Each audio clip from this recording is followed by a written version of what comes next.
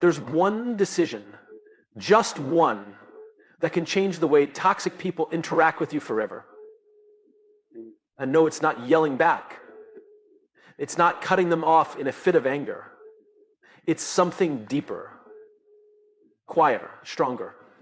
It's this: once and for all, that you will never entertain disrespect. That's it. When you stop explaining your worth, when you stop trying to fix people who don't want to change, and you stop lowering your standards to keep the peace, you don't lose people, you lose the wrong people. See, toxic people don't come into your life because they're stronger. They come in because you left the door cracked open. Maybe you wanted to be nice. Maybe you didn't want conflict. Maybe you hope they change. But the truth is, what you allow is what continues. Most people talk about setting boundaries when dealing with toxic people. Block them, cut them off, say no more often. And while those things can help temporarily, they don't create lasting change because they deal with the symptom, not the cause. What really protects you from toxic people isn't just setting boundaries, it's setting a standard. A boundary says, don't cross this line. A standard says, this is how I live. One is a defense mechanism, the other is a way of being. And there's a big difference. When you set boundaries without standards, you're always on the defensive. You're constantly reacting to disrespect, explaining your value and hoping people understand.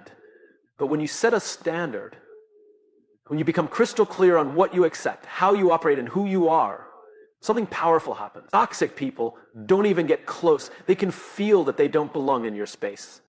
See, toxic people feed on confusion. They test your limits to see what they can get away with. But when your life is rooted in strong personal standards, there's nothing to test. You've already made the decision. You don't tolerate manipulation. You don't engage in gossip. You don't chase people who treat you like an option. That's just not who you are. Think about it like this. Boundaries tell others how to behave around you. Standards define how you behave with yourself. And when your relationship with yourself is strong, when you honor your values, your time, your energy, people are forced to meet you at that level or move on. You don't have to push them away. They simply don't feel welcome in an environment built on clarity, peace, and purpose. Setting a standard isn't about being rigid or arrogant. It's about being intentional. You decide what kind of energy you allow in your life. You decide how people speak to you, how they treat you, and how you respond when they don't show up with respect. And most importantly, you live by those same standards yourself. You can't expect loyalty if you're disloyal to your own needs. You can't expect honesty if you lie to yourself about what hurts. You can't expect respect if you constantly abandon yourself to keep others comfortable. The moment you raise your standard, everything shifts. You stop chasing validation. You stop over-explaining. You stop trying to fix people who don't want to grow. You become unavailable to anything that doesn't align with the life you're building. And it's not that you become cold or distant, it's that you become clear. Clarity repels toxicity.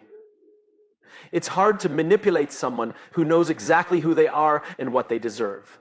It's hard to control someone who refuses to betray themselves just to be liked. That's the power of standards. So instead of thinking, how do I keep this toxic person out of my life, ask a better question. What kind of person do I have to become so they never feel comfortable entering in the first place? Because once you make that shift, once you set a standard and actually live it, you won't need to fight battles. You won't need to constantly protect your energy. Your life will do it for you. And the people who belong in your life, they'll rise to meet you there. There's a quiet power in learning to choose your response instead of reacting on impulse. It's a shift from chaos to control, not over others, but over yourself.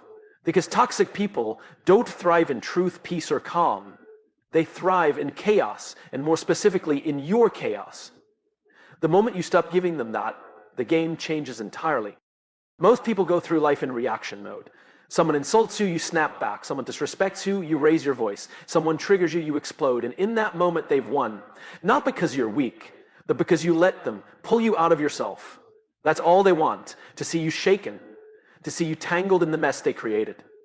Your reaction is their fuel. But response. That's different. A response is grounded, it's deliberate. It says, I see what you're doing and I choose not to play. It doesn't mean you stay silent out of fear. It means you stay calm out of strength. Because your energy is no longer available for petty arguments, emotional manipulation, or people who mistake attention for power. Choosing to respond instead of react is not easy. It requires awareness. It requires emotional maturity. It means pausing in the heat of the moment, taking a breath, and deciding who you want to be right now. Not who they're trying to provoke, but who you are when you're aligned with your values. That pause, that's where your power lives. Reactions are reflexive. They're built on wounds, ego, and old patterns. But responses are built on clarity.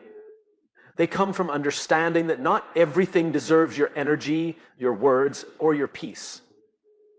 And ironically, when you stop reacting, toxic people don't know what to do. They lose their grip. Because your peace is no longer for sale. You can't control what others say or do. But you can control how much power you give to it. You can control whether you let it live in your head, affect your mood, or shift your direction. And when you start protecting your response, you start protecting your future. Think about it. Every reaction is a transaction. You're giving away emotional currency. You're spending your time, your attention, your mental space on someone who may not even deserve your presence. But a response, that's an investment. It's rooted in long-term vision. It's aligned with who you're becoming, not just how you feel right now. Choosing your response doesn't mean you suppress your emotions. It means you manage them.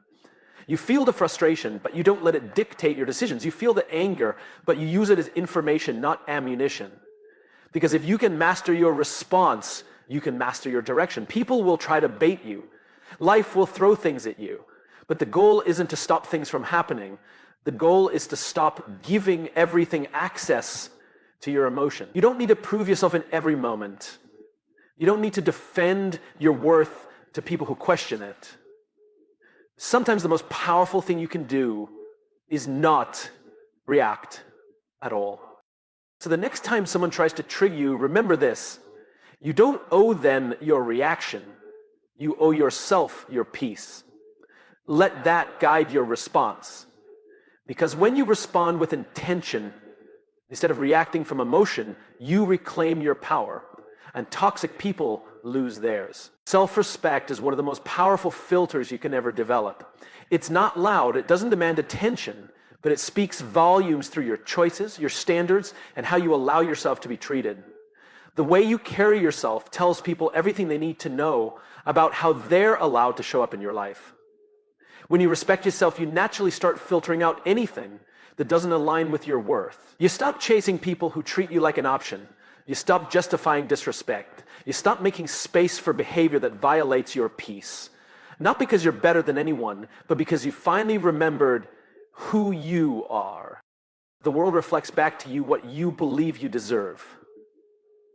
If you're constantly tolerating disrespect, it's often because somewhere deep down, you're still negotiating your value. But when self-respect becomes non-negotiable, your entire life begins to change. The wrong people will feel uncomfortable around you. The right people will feel inspired by you, and you won't even have to say a word. Self-respect shows up in the small moments. The way you walk away from conversations that drain you. The way you say no without guilt.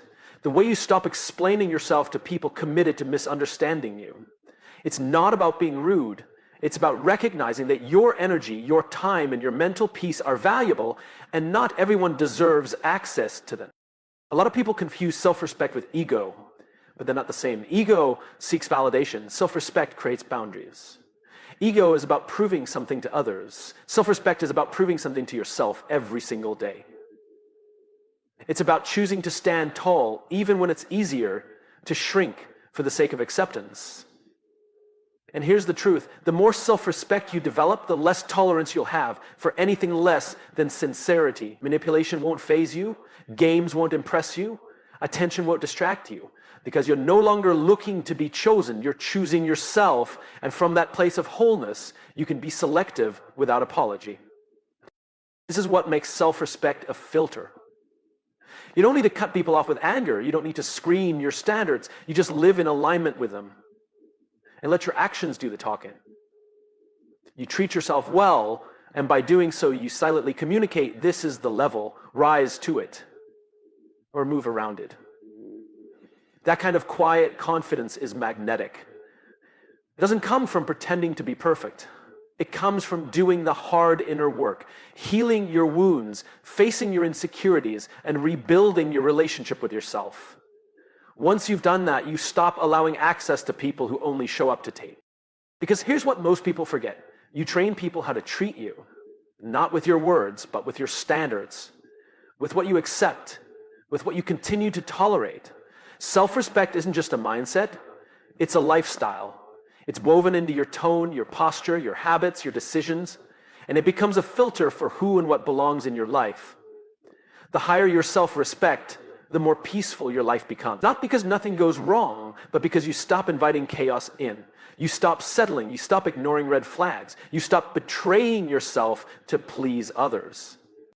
So if you want to protect your peace, start by honoring yourself, not occasionally, but consistently. Every time you choose self-respect, you send a clear message to the world, I am not available for anything that does not reflect the value I've placed on myself.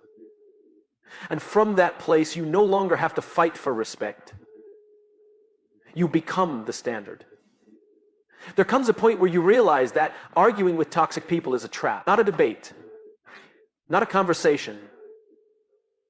Drama is a magnet. It pulls you in when you're bored, insecure, or lacking direction. It gives you something to react to, something to talk about, something to feel involved in. But the truth is, drama doesn't just waste your time, it drains your power. It distracts you from your goals, clouds your clarity, and slowly chips away at your peace. The moment you decide to become unavailable to it, everything begins to shift. Being unavailable to drama isn't about isolation, it's about elevation. It's about consciously choosing what and who gets your attention. Because your attention is currency. And drama is one of the most expensive things you can invest it in. It costs your energy, your focus, your peace of mind. And it gives you nothing back but noise and confusion. When you become unavailable to drama, you start to recognize the subtle ways it tries to pull you in. A comment meant to provoke you. A conversation filled with gossip. A text that's designed to get under your skin. And instead of engaging, you pause, you breathe, you ask yourself, is this worth my energy? And most of the time, the answer is no. The people who thrive on drama will always look for a reaction. They're addicted to chaos because it makes them feel important, involved, or in control. But when you refuse to react, when you don't play the game, they lose their grip, and you regain yours. Drama doesn't survive in silence, it feeds on reaction. When you stop showing up to every conflict, when you stop explaining yourself to people committed to misunderstanding you, when you stop picking up every call that comes with tension, you create a boundary that doesn't need to be spoken. Your lack of engagement becomes the message. This isn't about being cold or dismissive. It's about being intentional. You can be kind without being available to nonsense. You can be compassionate without participating in toxicity. You can love people and still protect your peace from their patterns. People will call you distant. They'll say you've changed. They'll accuse you of being too good for them. Let them. Because the truth is, when you stop entertaining drama, you stop being familiar to people who still live in it. Your peace makes them uncomfortable. Your calm threatens their chaos. But that's not your burden to carry. Becoming unavailable to drama means doing the internal work. It means healing the part of you that used to need the excitement, the validation, or the distraction. It means filling your life with purpose so you no longer need problems to feel alive. It means realizing that maturity is quiet, and real growth often happens in the moments you choose to stay silent and move on. You don't have to attend every argument you're invited to. You don't have to answer every call. You don't have to be accessible to everyone at all times. Protecting your peace is not rude, it's responsible. You're not avoiding conflict because you're afraid. You're avoiding it because you know it's not worth the cost.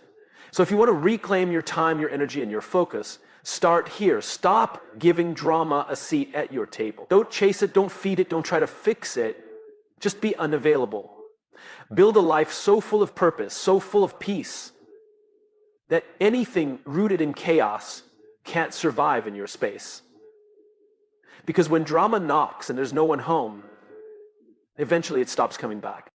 There's a moment in everyone's life where everything shifts, not because the world changes, but because you do.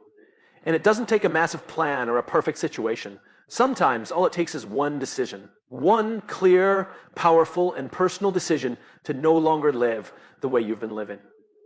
That's when everything changes.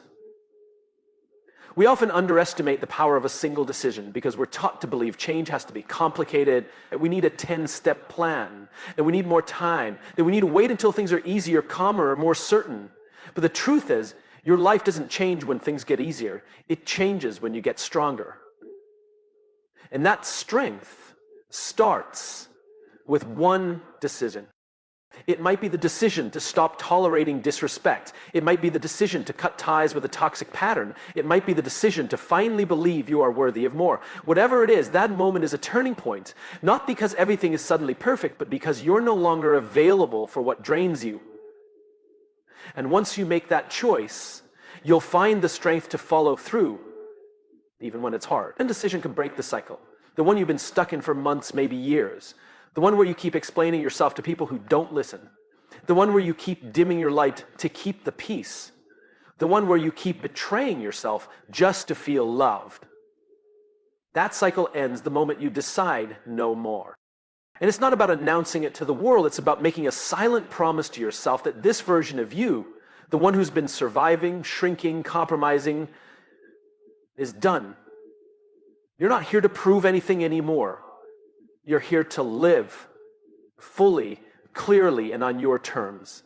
That one decision becomes your filter. From that moment on, everything either aligns with your new standard or it doesn't. And when it doesn't, you'll start walking away with less explanation and more peace. You'll stop asking, am I being too much? And start asking, is this enough for me? That's how clarity is born. People might not understand your decision. Some will question it. Others will resist it, especially if they benefited from your old patterns. But that's okay. Your growth doesn't need their permission. One decision can feel uncomfortable at first, even lonely. But on the other side of that discomfort is freedom. Real freedom, the kind that can't be taken from you because it came from within you. You don't need a full plan. You just need the courage to say, this ends here. And then honor that decision every day. Not perfectly, but consistently. One choice becomes a habit. One habit becomes a pattern. One pattern becomes a lifestyle. But it all starts with one decision. It could be the decision to speak up, the decision to stop explaining, the decision to take your power back, the decision to leave, to stay, to begin again, whatever it is, trust that it's enough to start a ripple, and that ripple will touch every area of your life. Your relationships, your peace, your confidence, your future. So if you're waiting for a sign, this is it. Not because something magical will happen overnight, but because you are the one who makes the magic happen. Make the decision and don't look back.